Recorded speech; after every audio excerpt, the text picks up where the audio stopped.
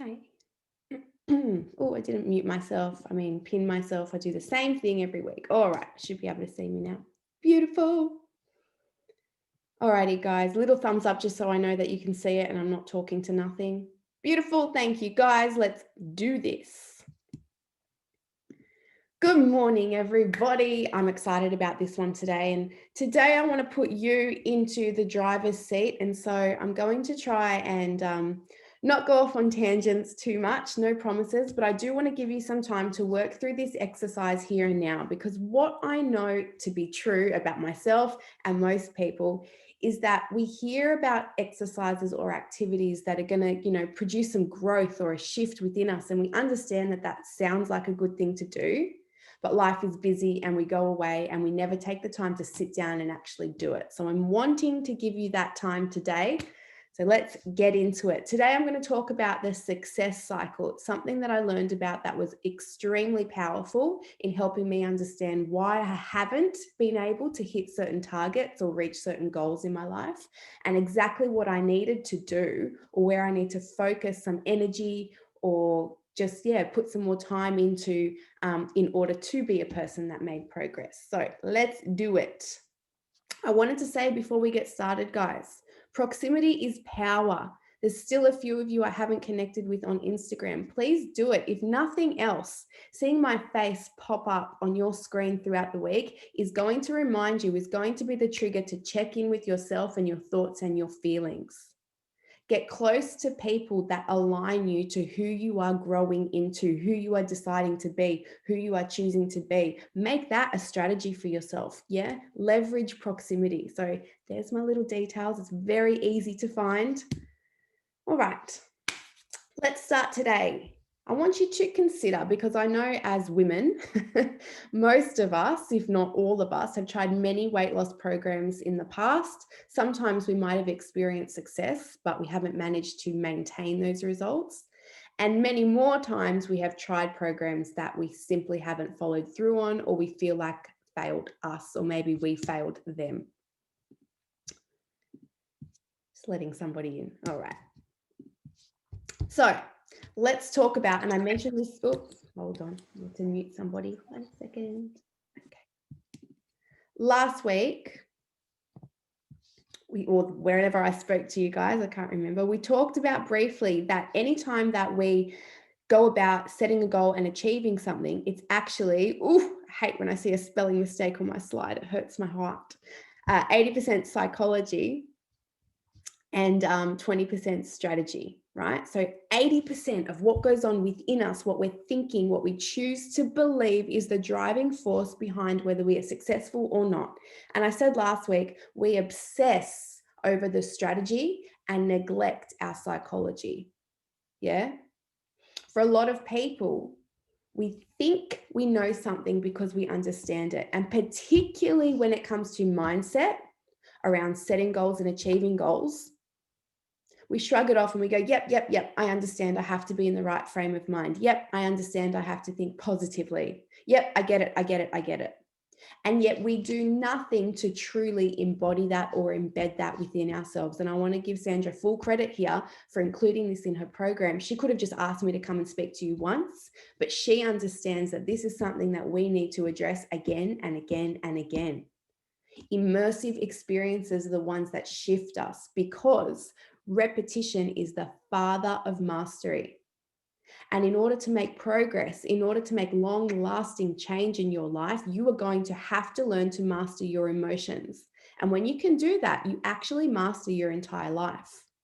And mindset is the first step in being able to do that, because we understand that it is only in learning to cultivate and consciously choose thoughts that serve us in generating the emotions we need to feel, are we going to be able to make the progress we want to. So that is why I'm speaking on the same things again and again and again, because it's not enough to just hear it once, and it's not enough to think that you understand it. We only know something by doing the work, by actually embodying the messaging and the learning and the understanding that we are taking on, by doing the damn thing. Today, I want to talk to you about the success cycle. And like I said, this is something that made a huge shift within me. And so I'm hoping today what it does is give you some insight into potentially where you specifically fell off the bandwagon. Right? When we set goals and we go after something, we know it's going to stretch us, right? By nature, that's what our goals do. They require us to do things that we have not yet done. It can be uncomfortable, it can be challenging, and that is part of the process. We know that. And often we fall off the bandwagon.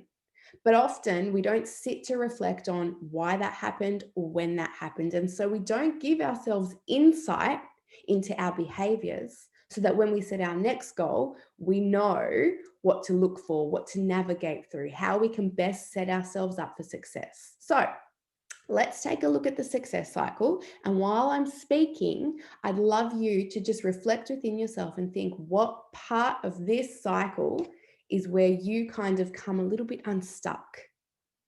So basically, the whole premise of this is that people who succeed have momentum. Yeah, it's that concept of the rich get richer and the poor get poorer. Once you get momentum, it's easier to keep going. Once you have momentum, it seems like things just go your way. Yeah, because the more that we succeed in something, the more that we believe that we can.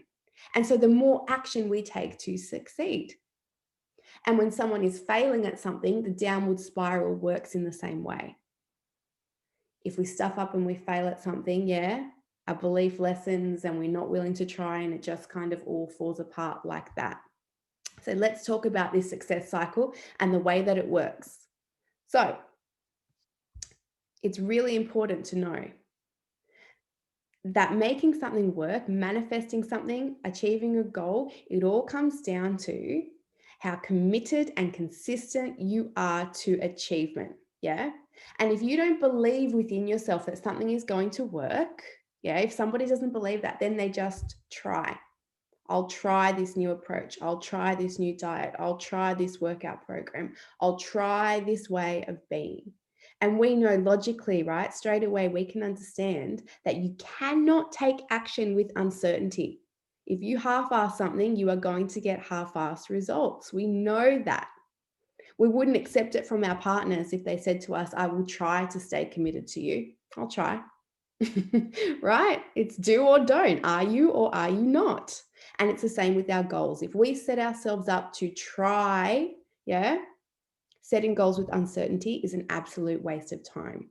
So this is what all of this mindset work is about. This is what about that self-awareness is all about. Being able to set goals and take action with absolute certainty, because anything less than that is a waste of time. So you'll notice here the first little dot in our cycle, and really this should be a circle that goes round and round, guys, but I created this morning because I felt compelled to share it and I didn't know how to make that graphic. So just imagine that my straight line goes around in a circle, right? A cycle. I'm sure you can understand what I'm trying to say. The first one is potential. And this stuffs a lot of us up. If I asked you, what's the human potential? It's pretty unlimited, right? We've put man on the moon. What some humans have been able to achieve shows us that potential is pretty unlimited. And we cap ourselves, don't we? It's an interesting thing to think about. What did I experience, see, hear, believe about myself to decide that I knew where the upper limit of my potential was? And the thing is, I want you to know that your results up until this point in your life, in any goal that you have set, any dream that you have had, any thought you have had about what you might be able to do, has probably not reflected your true potential.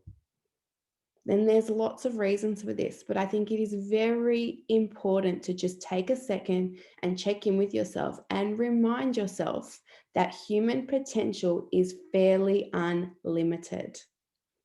Our circumstances, our life, certain situations, certain people, our beliefs, yeah, limits us.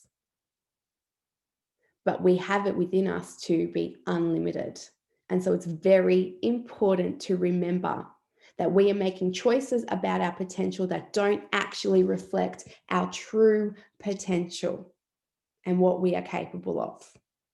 And there's a reason for that. There's a reason that we don't explore our full potential and that we are okay with just dipping into little bits of our potential.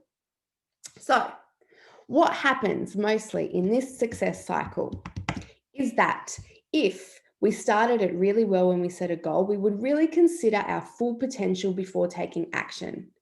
But we don't usually do that. If we considered that everything we are capable of is completely unlimited and we truly understood our potential, we would take massive action based on what we are actually capable of. But we don't do that. Yeah, life has beaten us down and we have some very strong beliefs about who we are, what we're capable of, and what we can achieve. And so usually our beliefs are unhelpful or outdated. And we've explored that already, and I feel that you understand that. And so what happens is, for most people, when we set weight loss goals, we want to achieve it, but there is a limitation in our belief of what we are going to be able to do, what we will achieve, and what results are going to be brought about in this journey. Yeah. And so when you only have a little bit of belief, you only tap into a little bit of your potential. And because we only tap into a little bit of our potential, we only take a little bit of action. And because we only take a little bit of action, yeah, we only do it with a little bit of belief, and it only gives us a little bit of results. And because the results we get are average, the next time we go to set a goal, we're not going to think, oh my God, I'm unlimited. Remember last time how much I achieved? No, we go, this is what I'm capable of. So we only tap into a little bit of our potential again. And we only take a little bit of action because we're not entirely sure and we're not utilizing all our resources and all our strength and all our resilience. And because we've only taken a little bit of action, yeah, we've not thrown ourselves into it completely. We're only required to have a little bit of belief, and that only produced a little bit of results. Does this make sense where we go wrong? And this whole cycle repeats itself again and again. The next time you set a goal, you have less certainty. And so you tap into less potential and you take less action with less belief, and the results reflect that. Little bit of potential, less action with less belief, little results. And this is how we go again and again and again. And even though we set a goal, each time we're doing it, it's with less potential, less action, less belief, and the results reflect that. And that is why it takes so much energy and effort for us to go, I'm all in. And even when we say we are all in, we are not all in. There are always levels that we could tap into that would magnify our capacity for results.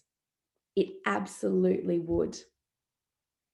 But without exploring our beliefs, without really tapping into the thoughts and what I believe to be true, we can never break the pattern that we have created within our own cycle. Right? And the thing is, you might have mistaken your actual potential for a belief about your potential, especially when it comes to weight loss, especially when it comes to fitness. We have stories about ourselves and what we are able to do, and our bodies and our genetics and all of these things. Yeah. That is just a belief about our potential and not our actual potential.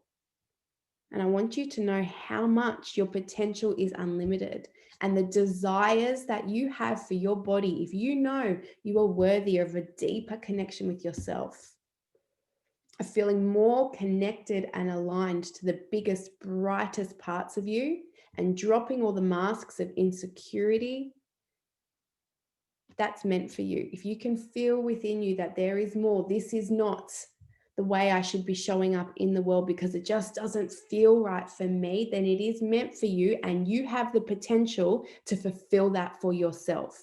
You can make a decision today that will tap into more potential than you have ever allowed yourself. And you will build momentum through that success cycle simply because you have allowed yourself to gather more potential before you take action. And you will get greater results than you have ever dreamed of simply because you have changed the perception of what you are capable of. So it's really important, right? You can see how powerful you are. But we also work against ourselves in a lot of ways. And most of us have spent more time working against ourselves than truly empowering ourselves. And we need to begin to make our decisions based on our deep driving desires, not who we think we are or the stories we have told ourselves, or maybe it's stories we have been told about ourselves that we're trying to overcome. And so we need to learn, how the hell do I become a person that can embody the thoughts and emotions that help us to take action that is in alignment with our goals, and more importantly, who we want to be. That's what we've been exploring. Who the hell do I want to be? And then how do I embody the thoughts and emotions of that person to be in alignment with the goals I've set? Because who we choose to be ultimately in the pursuit of our goals will determine whether we are able to manage and maintain the results that we get. Who we choose to be is a very important piece of this long-term lifestyle puzzle. That's why you see people that do like a really small restrictive challenges. So there's like 6-week challenges where everyone's eating under 1,500 calories and, exercising excessively, and they drop a lot of weight. But the person that they have been during that process is not somebody that they are willing to be or somebody that they want to be beyond that. And so the results are not maintained. And beyond that, you're just a miserable person probably, and it affects your work and your relationships and your sense of self. So who we want to be is so important in this whole process of transformation. So last week, and let me remind you, I talked about the fact that our desires are in the future. It's really exciting because it means it's not determined by anything that we have already experienced. And everything that we feel is meant for us is in the future. We've actually not missed out on anything. And I mentioned last time that before you can have that, though, before you can have the life and the experiences that you desire, you have to be what you desire. And so no matter what goal you set, you need to become everything that you desire first, so that you can go out into the world capable of bringing every desire into your current reality. So today, friends, we are going to work on a little exercise. It's a lot of fun, kind of. Kind of. Why can't I see you guys? All right. That is going to allow you to truly, truly explore the different parts of yourself, because it's all good and well to be telling you, right? You need to tap into your potential and take great action and have strong beliefs. But if we're really honest, I think that we know that there are different parts to us. I can't be the only one that thinks that there are different versions of themselves. And, there's the best part of you, the highest self, the person that you want to continue to live in alignment with. And then there's usually this other part of us, the shadow self, or whatever you want to call it, that works against us. It's a personality, or just, a feeling that, there's this part of us that we don't necessarily like. And so for most people, I think we can identify when we've been the best versions of ourselves and when we've been the shitty version. And that version is usually the one who is reactive, or they say things that we don't mean. We often have to apologize for that person, for who we were in that moment. That's still us. And so today we're going to explore the two sides to ourselves: the highest side, the person that we know we are when we are at our best and we're in alignment with the way we want our life to be. And then the person who actually completely sabotages our goals and the life that we want for ourselves. And we're going to bring clarity to these two versions of ourselves so that we can consciously choose every day, which version of myself am I choosing to be? And I'm going to walk you through this process and why it's so important.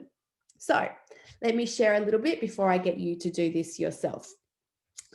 After a lot of soul searching, I can confidently say within myself that at my best, these are the traits, the behaviors, the feelings, the actions I'm taking. At my best, I'm capable of all of these things. I'm patient. I'm being a listener. I'm attentive. I like to have fun. I'm vibrant. I'm energetic. I'm curious and open-minded. I'm in a relaxed, feminine energy. I'm well rested. and I'm in the sun. If I can make all of that happen for myself, if I can be aligned to that version of myself, that is who I am at my best. My son gets this version of me all the time. I'm very conscious of being this person for my son and for my husband. I know this is the best of me. And the people that I truly love, I work really hard to make sure this is the person that shows up for them. However, there is another side to me. And this is the side that, funnily enough, more people have an opportunity to see, because I have patterns of behavior that bring this person to light. So at my worst, I'm laser focused. I'm judgmental. I'm critical. I'm very impatient and productive. I'm very direct, and I'm restrictive. There are rules for what I will allow and won't allow, and I don't bend on that. Now, the problem for me has been, and it took me a long while to focus on these things and understand how they were showing up in my life and how they were actually making me feel completely unfulfilled and lost within myself. Because, like I said, this is the person who I truly feel in my soul and in my heart I am. This is the person that my deep driving desires are looking to satisfy. But this is the person that I had learned to be through experience. Yeah. My experience within the world actually affirmed this person. It's the way I was raised to be an achiever, to be a performer. I was gifted feelings of love when I achieved something. And to achieve things, I usually had to do or be or embody all of these things. And then later on in work, as I, emerged into my own career, all of these things served me so well in my work. I worked in a very male dominated industry. This is who I had to be. And I was praised for the output that being this person produced. So often, the version of ourselves that we don't like serves other people or serves other purposes. And that's why we get it twisted. Because this served me for a really long time until it didn't, until being this person broke me, because I was so far away from who I actually wanted to be and what felt really good for me. To be this person is actually exhausting. I don't enjoy it. It feels wrong. There is tension within me when I'm being this person, even though this person can be highly successful. I hope that's making sense. This is where we get confused, because usually the worst version of ourselves actually doesn't just create bad things in our life. But this person couldn't maintain healthy, strong relationships. This person was restrictive, but then would also binge. This person, wasn't honest with herself and how she was feeling. I hope what I'm saying is making sense to you now. And so I actually named these versions of myself. This lady here, she's called Lady Saltwater, because she gets time to go to the beach and enjoy the moment and be in it. This chick, she's Judge freaking Judy. Yeah.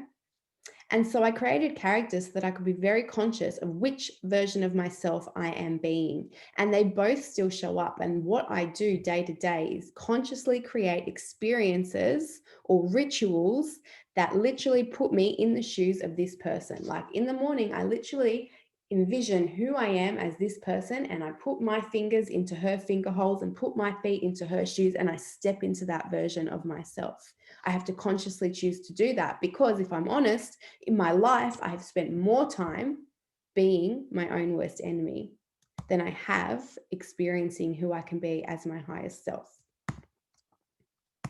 So the game changer for me, and life really changed for me, and the goals that I set became effortless and easy when I did it from this place of higher self, of energy aligned to my soul's purpose and my desires, when I sat and I thought about the two different versions of myself.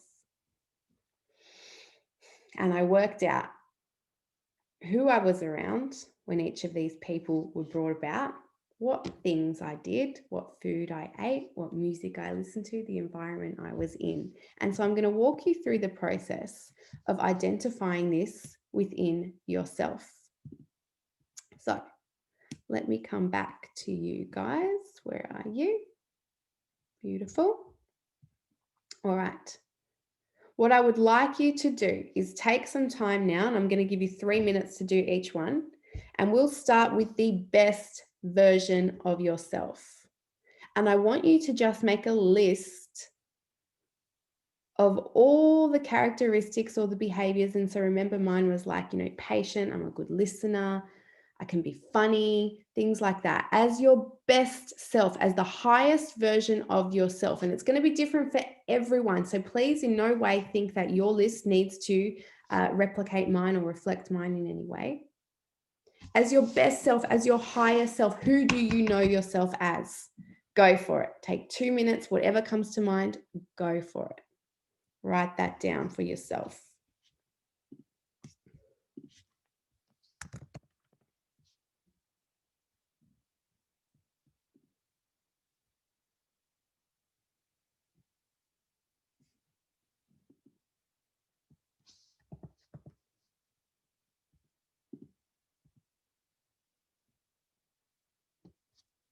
Don't overthink it.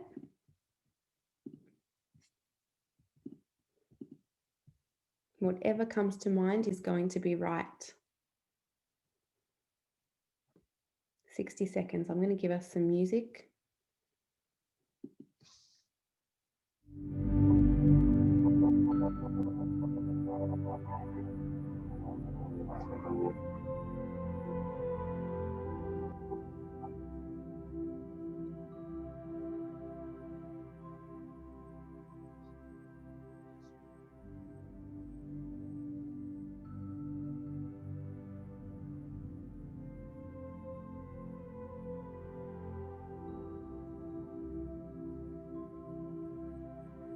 All right, guys. Now, I'm going to get you to make a list that is reflective of the other side of you, the part of you that you don't like, the part of you that gets in the way of living the life that you want to, that ruins relationships, that steps in and sabotages your goals. And you're going to make a list of all the qualities or the characteristics or the personality traits, whatever makes sense to you about that person, who you are capable of being that you really dislike or you can really see gets in the way of who you want to be and how you want to live your life. Go for it. Let loose.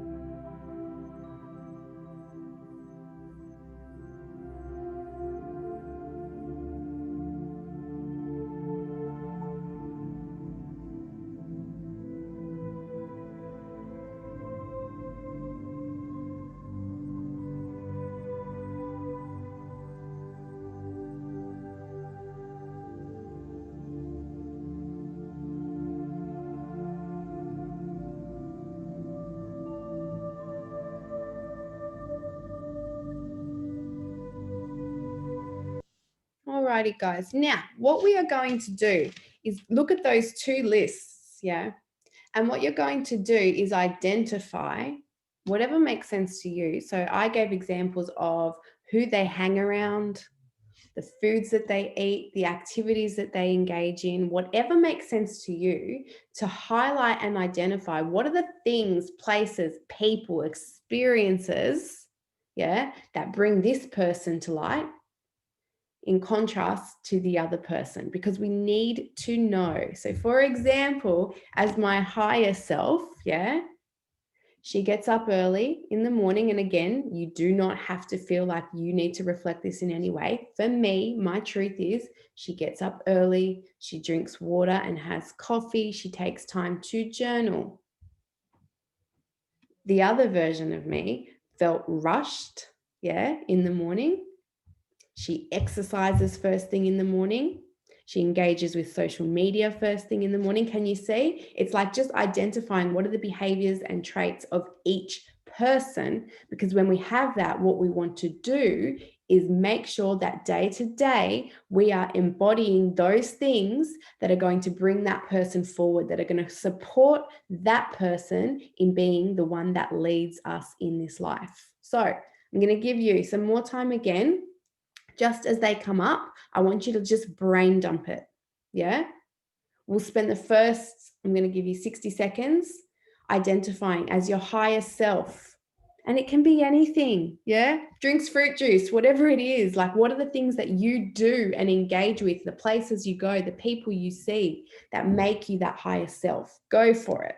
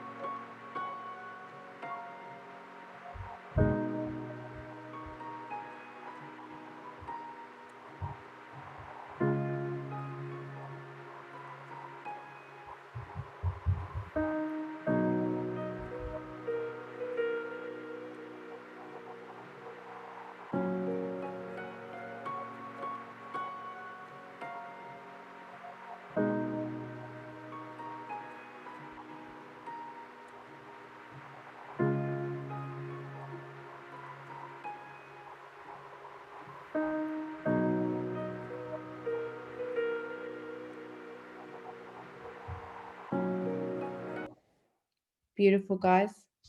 And now I want to give you permission to call out all the things that you allow in your life that bring up that person in you that you know is not your higher self. Yeah.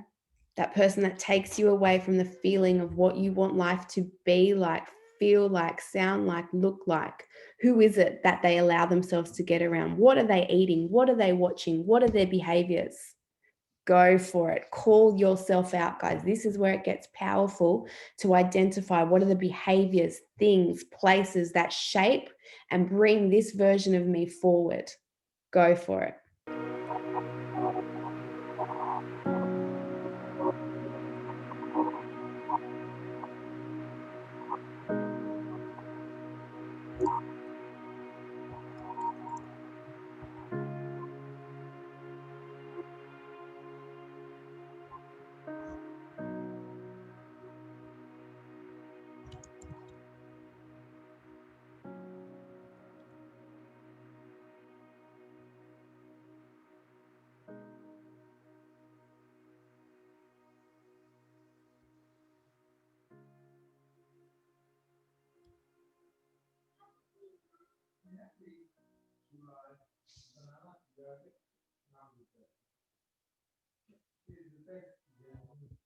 All right, guys, I'm just being mindful of time. So this is definitely, you can see, something that you might like to sit with, meditate on, journal about, and come back to.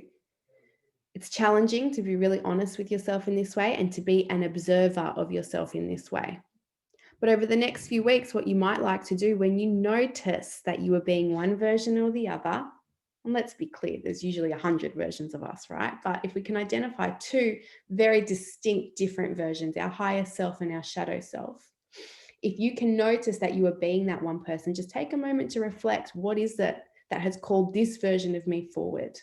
And just start to become more aware, because what we can then do is plan and strategize and schedule days that call forward the highest version of ourselves and just become more aware. So my final thing to say is I still leverage that shadow version, the shitty version of myself in certain experiences. This week at work was a massive week. Judge Judy, I called on her because I know what she's capable of, and I still rely on her sometimes. But it's important to know that I know I don't want to spend the majority of my life allowing her to come forward because it doesn't feel good. But there are certain moments where I need her. However, I don't want her to be the driving force of my overall day or my overall life. So I strategize to give her a go, let her have a run, but also put her in place. And what I did this week, because I had some really busy days, And I know that once Judge Judy builds momentum, look out, anyone in her way is going to cop it. I literally, I'm not even joking, set alarms in my phone for every 90 minutes to pop up with the words Lady Saltwater. And what that did for me was just give me a little trigger to just check in with myself, to remind myself, yes, you're busy. Yes, you have to be this way. But could you choose to take a moment and really just check in with how that is affecting the people around you, the environment surrounding you, all of that? Check in with yourself and see if you can pull a little bit of Lady Saltwater into the experience.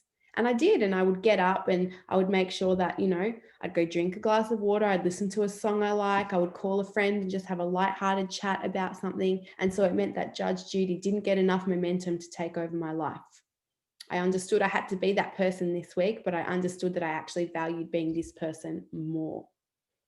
Yeah. So I hope that makes sense. Nothing is ever black and white. And that's what I want you to know. I want you to hold no judgment on yourself. If you can identify there are things in you that you don't like, that serve you, that you still need to leverage from time to time. So long as we know our deepest driving desires are building a life that allows us to embody that higher self all the time. Everything that I'm doing now and allowing Judge Judy to show up in my life is creating a path that leads me to a life that allows my highest self to just be. And that's what's important to know within ourselves. Yeah. Who am I being and for what purpose, and what is the overall outcome? So you can do this in little micro situations too. You can look at a workout. You can look at who you are when you sit down to eat, all of that. And you can decide which version of myself am I being. A workout is a fantastic place to start, to decide, consciously decide, who am I choosing to be? How does she move? How does she speak? What does she embody? Yeah. All right, guys, I'm going to leave it there today. I'm mindful of time, but I hope that little exercise has given you just a key to unlock some self-awareness within you.